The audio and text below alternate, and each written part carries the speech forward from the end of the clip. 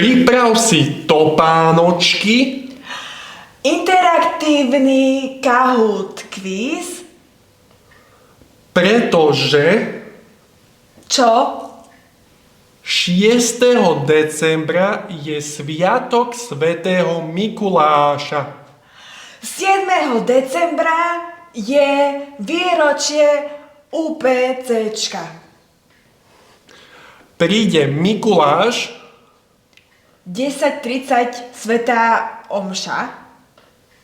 tebe domov, Seminárny kostol.